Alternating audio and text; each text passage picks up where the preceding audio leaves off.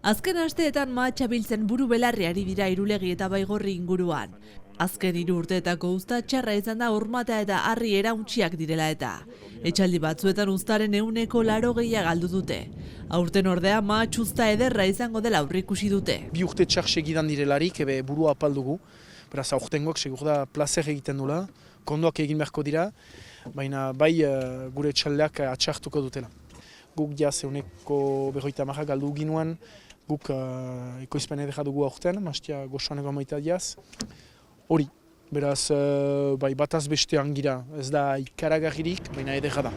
Uzta ederra bada ere, erne egon dira ekoizleak milio onjoaren eritasunari begira. Hala ere aurten ez diote aurre egin behar izan. Aurten alertan izan gira urte guzian 1000 eurekin, beti bezala, gu 1000 eurekin bizi gira. Entxatzen gira bizitzen bederen, eta hor untzearekin bat mutzidura, botritizea, sartu da pixka bat, baina hor haizeegoak mantentzen du. Beraz, momentuko entxatzen gira asia dena pixka bat usteltzen, hori lehenik biltzen, baina iduridu atxikitzen duela, beraz, ondoko egunetan beltzaren parte handiena bildua izango da. Eritasunari ez, baina inflazioari aurre egin behar izan diote ekoizleek. Urtez urte ardogintzari lotutako prezioak ikaragarri emendatzen direlako. Prezioak emendatu dira kristoina, alde batetik prezioak, eta gero jende kopurua etxaldeka tipitu da. Botoilaren prezioa doblatu da, ikaragarria da. Dena emendatu da, burdina nahi dugun guzia, gure produktuak ere mastigintzan emendatu dira, eta botoilaren inguruko guzia, etiketak, busoinan, dena emendatu da.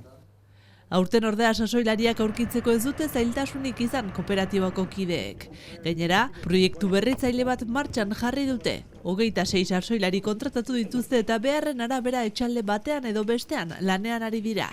Halaber, etxebizitza bat aurkitzeko zailtasunari aterabideak aurkitzeko, Baigorriko herriko etxeak kanpinan prezio merkeagoak proposatu dizkie aurten langileei. Prezio bizkiegoki batean dute, prezio erdia baino apalago dute sasoilariek Baigorriko kanpinan. Urtez urte ardo ekoizleak ere jendartearen ohitura aldaketei egokitu behar dira. Hain zuzen ikerketa baten arabera 2030erako ardoaren kontsumoa 130 apalduko da. Pentsatzen dut egia dela, eta jendeak ezberdinki kontsumitzen du alkola, garagardo gehiago adibidez.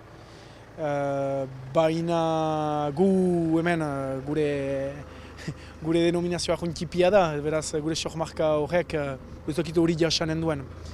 Gu zinez ez dakit nola egiten den, parentesia bat gira pixka bat arnoaren munduan, baina bai pixka jasanen dugu, baina zeineinetara ez dakitu. Aurten Irulegiko sototik 600.000 boteila ardo inguru ekoiztuko dituzte, 160 ardo beltza izango delarik.